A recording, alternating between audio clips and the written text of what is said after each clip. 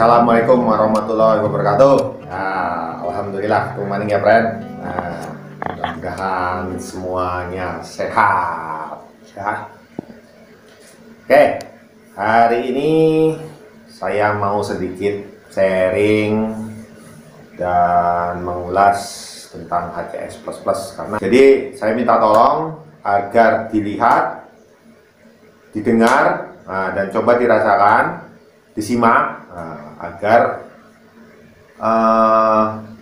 tidak ada pertanyaan yang sama ya. Pertanyaan yang sudah dijawab tanyakan lagi, nah seperti itu ya. Jadi gini, ada juga dari customer warung-warung yang lain yang tanya ke saya karena ternyata produk dari warung-warung yang lain itu kurang greget, kurang berasa, bahkan ada yang tidak ada efeknya, sehingga para customer itu teleponnya ke saya, curhatnya ke saya.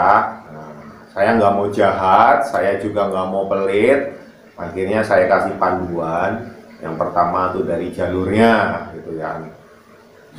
Ya yang penting saya tidak menjatuhkan ya, tidak menjatuhkan yang sudah jatuh, tidak menjatuhkan yang lain. Jadi saya selalu minta tolong dicek dulu jalurnya. Gitu. Mungkin kelemahannya di situ, jalur ya. Oke, saya mau menjelaskan dulu cara kerja HCS++ ini ya. Mungkin banyak yang bilang ini sebagai bom waktu. Saya enggak masalah. Memang ini bom waktu ya, yang suatu saat akan booming.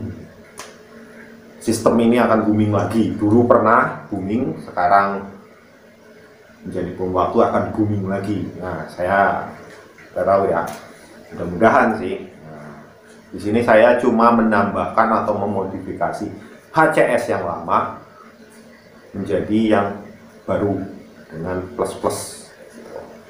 Ya, HCS ini seperti yang dulu-dulu ya, memanfaatkan uap Pertamax, minimal Pertamax. Kalau Pertalite nggak usah. Bensin aja udah Pertalite paling rendah, ininya Pertalite lagi ya, enggak bohong. Ya, minimal Pertamax ya. Memanfaatkan uap itu dipanaskan di dalam reaktor sehingga terpisah antara karbon dan hidrogen. Itu kata tukang insinyur di Google ya. Saya mah bukan tukang insinyur, saya mau melu-melu tok. Orang ngerti, orang sekolah ya. Tuh, hidrogen yang masuk ke intake sebagai suplemen bahan bakar, karbonnya mengendap di reaktor. Nih, nempel-nempel di terutama batu zeoloid dan teman-temannya. Ada juga yang di dinding-dinding sini. Tuh. Ya, tuh. Terus ini juga sebagai OCT. OCT itu apa? Nah, PCV itu adalah jalur pernapasan dari mesin, ngeluarin uap oli. Ya, uap olinya itu masuk ke intake itu secara standar ya. Nah, itu pun sebenarnya sudah menjadi suplemen bahan bakar dengan PCV tok. Rasa macem-macem apa? LPG. Nah, ini rasa macem-macem. Itu aja sudah. PCV aja udah menjadi suplemen bahan bakar. Gak percaya? Lihat nih videonya. Pembuktian sederhana dari seorang double deck yang gak sekolah. Ya, kita buktikan. Ini kayu kering ya. Kita kasih oli. Ya, kemudian kita bakar. Ya.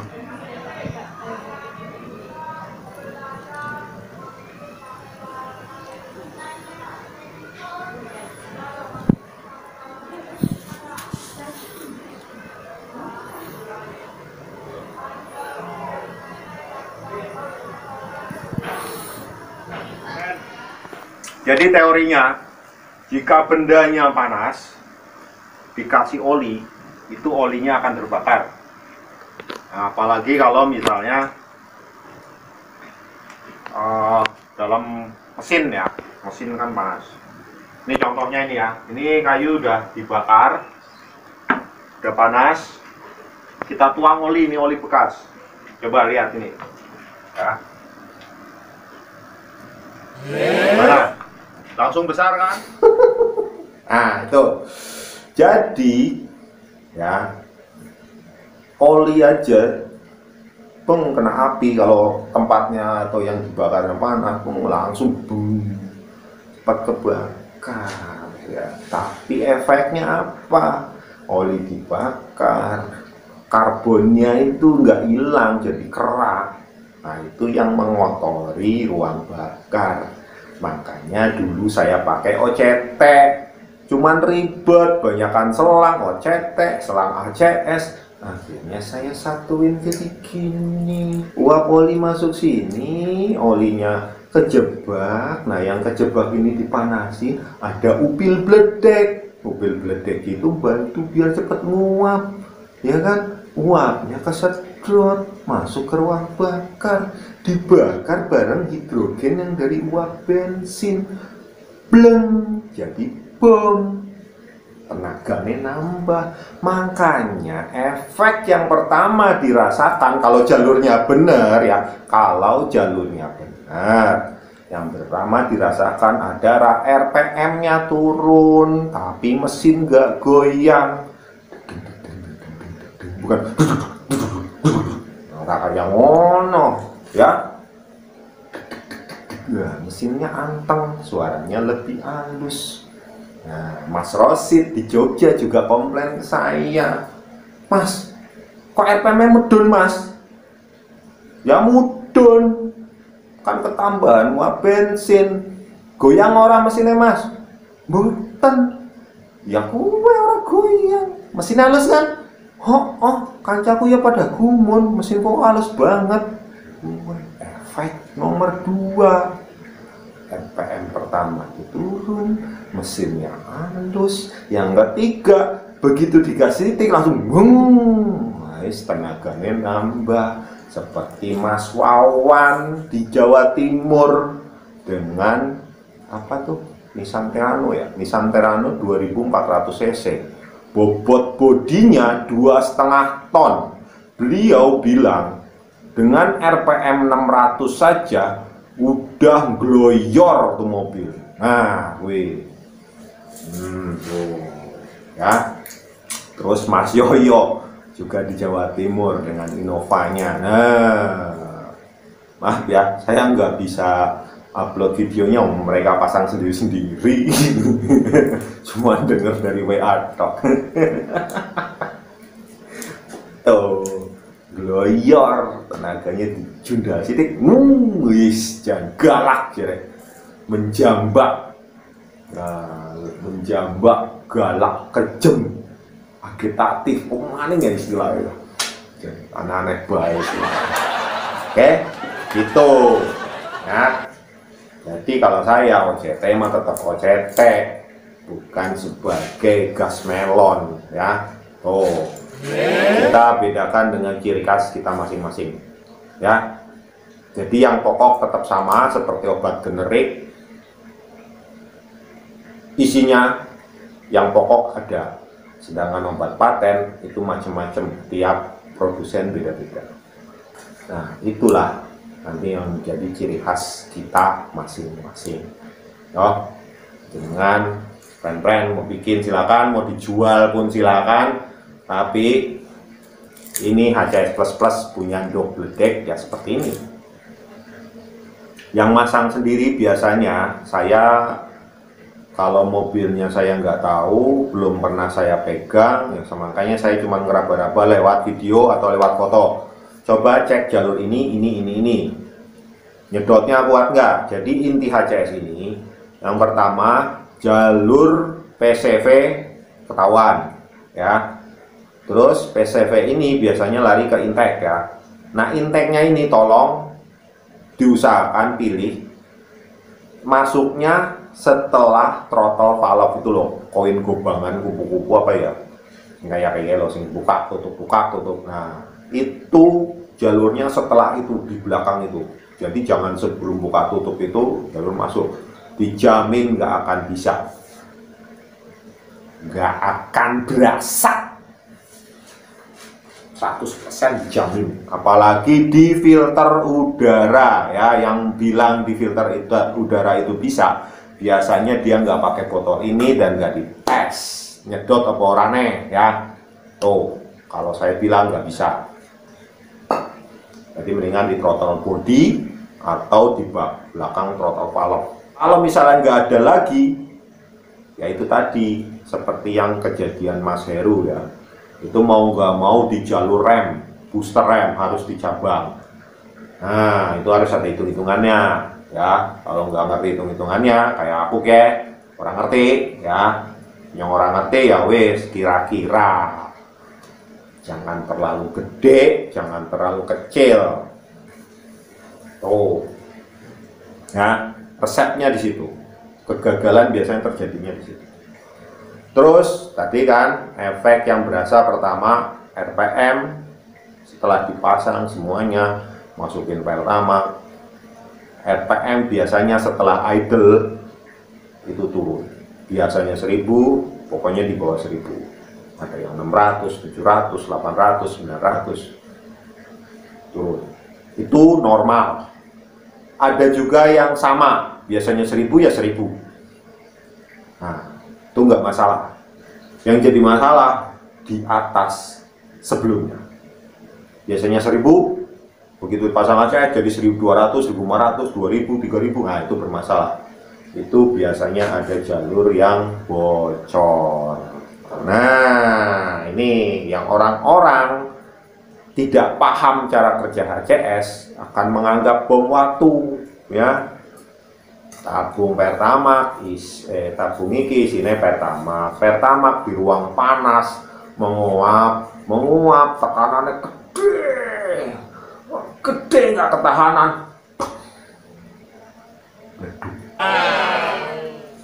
itu yang nggak paham cara kerjanya ya. Kan tadi aku udah bilang ya, intake-nya harus nyedot kuat. Kalau intake nyedot kuat, ini di ruang mesin yang panas menguap, kesedot terus tekanannya dari mana? Nyedot terus. Nah, jadi kalau misal ada yang bocor di sambungan sini atau selangnya pecah ya kan, uap bensin kan kesedot, terus ada sambungan yang bocor misalnya ya, logikane ya kan vakumnya kuat nyedot terus. Nah yang ada udara luar ikut kesedot, bukannya uap bensinnya itu keluar terus jadi kebakar, bukan. Itulah kenapa HCS ini sistemnya vakum, jadi aman ya. Lo gitu udah berhenti, mesin berhenti, masih panas, udara panas mengalir ke yang dingin, larinya kemana? Yang melbumani maring intake. Terus nanti kejadian kebakaran, lah kuwi salahmu, kemproh ya, kabel telanjang didiemin ya, tanpa ada tabung Pertamax pun. Kalau kabel-kabel di bodi di ruang mesin itu telanjang, ceret nyentuh sama bodi sama tetangganya, ceret koslet, tanpa ada tabung Pertamax pun kebakar ya. Terus kalau ada ini kebakar, yang disalahin ini, yang disalahin kowe, ini mobil kemproh. Nah itu tuh makanya sering cek kabel-kabel bodi. Nah terus kalau misalnya Om, saya masukinnya ke ini saya nggak mau pakai ini di ruang mesin, saya masih takut. Ya wis ora apa-apa, wis karepmu weh. Nah, terus saya mau pakai jalur di tangki bensin, ngambil dari ruang pernapasan di sana.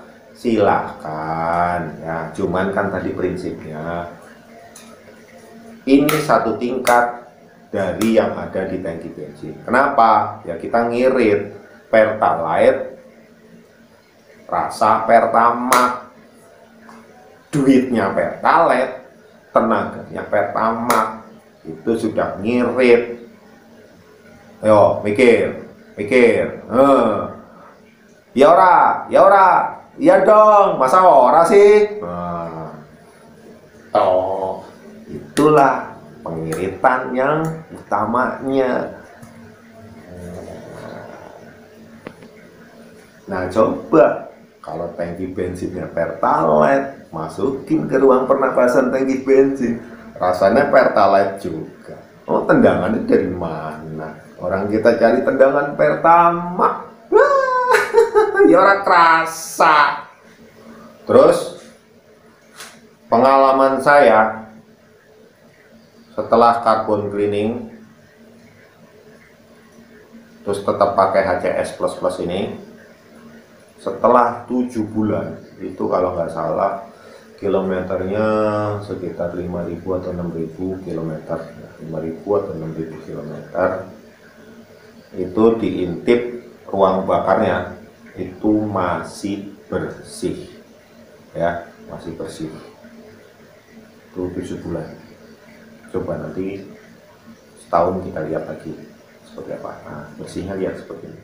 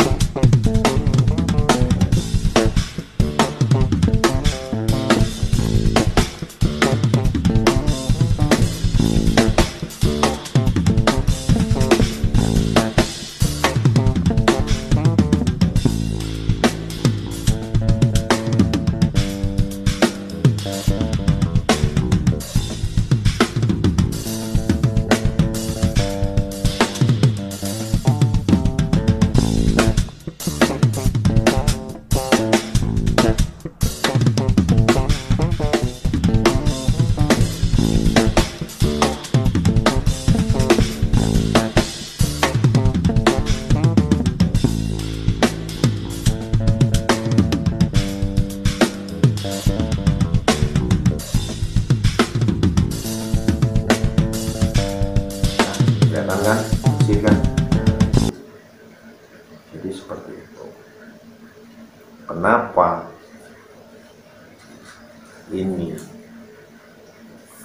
kalau saya itu bilang Wapoli tetap harus dipakai ya, karena untuk mempertahankan ruang mesin ruang bakar tetap bersih ya. Terus ada yang tanya, Om gimana kalau misalnya uap Pertamaxnya nggak usah dipakai? Nah, ya bukan HCS namanya, nggak pakai uap Pertamax ya. Uap Pertamax itu namanya hidrogen crack system ya, ya itu memisahkan apa sih ya? Oh bahasanya aku kurang ngerti. Pokoknya memisahkan hidrogen sama karbon tuh dari uap bensin gitu. Kalau uap bensin yang nggak ada ya bukan HCS, Wapoli tok, OCT tok, ya walaupun Mas Winarto pernah komen ke saya, telepon saya, katanya beliau nyoba ini tok tanpa uap bensin karena dimatiin dari kerannya. Itu katanya tenaganya juga lebih enteng walaupun tidak seenteng pakai uap bensin, tapi lebih enteng daripada yang mobil standar katanya gitu. Ya monggo silakan. Ya saya nggak mau sugesti lah. Memang ini ada mempercepat penguapan oli, cuman apakah itu menjadi apa ya namanya ya, menambah tenaga yang ekstra gitu, saya belum memperhatikan lebih jauh ya. Oke, kalau mobil diesel saya belum pernah nyoba. Kalau friend-friend ada yang mau nyoba silakan datang ke tempat saya ya, kita akan coba bareng-bareng. Kalau memang berhasil, memang ada efeknya, tenaganya nambah, monggo silakan dipakai terus. Kalau nggak ada ya wis copot aja, nggak masalah buat saya. Oke, jadi sekian dulu sharingnya. Jika memang bermanfaat, tolong di share ke teman-teman yang lain, biar teman-teman juga paham ya, dan pemasangannya atau bikin sendiri juga berhasil, nggak masalah. Tuh ya, untuk brand-brand yang lain yang masih penasaran boleh silakan kontak-kontak saya atau datang langsung ke sini. Kalau saya lagi liburan, lagi libur gak jadi kuli pabrik, datang ke sini janjian, nanti kita sambil ngopi-ngopi, ngobrol-ngobrol. Saya oke, demikian dulu. Terima kasih ya atas perhatiannya, atas kepercayaannya selama ini, dan juga atas supportnya selama ini, atas subscribe-nya, komen-komennya yang alhamdulillah positif semua ya, walaupun negatif nggak apa-apa, sebagai masukan buat saya. Terima kasih. Assalamualaikum warahmatullahi wabarakatuh.